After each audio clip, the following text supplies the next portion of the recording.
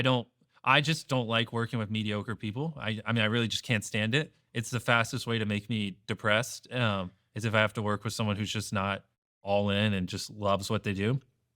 Um, it's just a lot of, stuff like that that I'm sure if you listen to like a Steve Jobs interview or something that he talks about, it's just the typical traits: obsessed, coachable, all in, sees the value. And what is the single worst trait?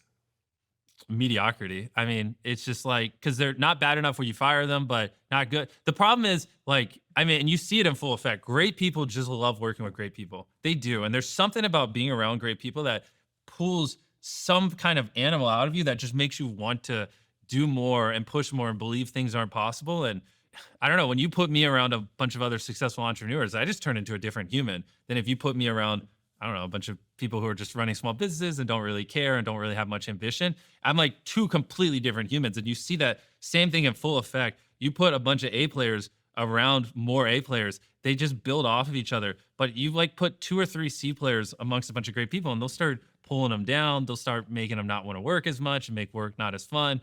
And so everyone knows, get rid of the C players, right? Obviously, get rid of people who aren't all in, blah, blah, blah. It's the ones that are like, they're not an A player, but they're not a C player. So it's kind of hard because you still feed off the energy. And if you get enough of them, it just drags the overall culture down. So those are like the worst.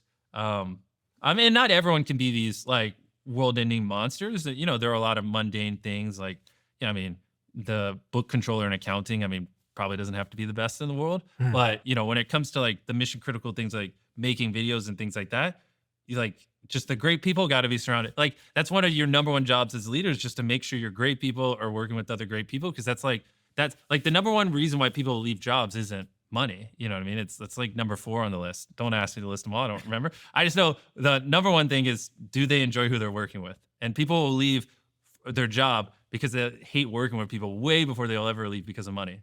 Have you ever been frustrated that the people you've hired don't match your level of obsession?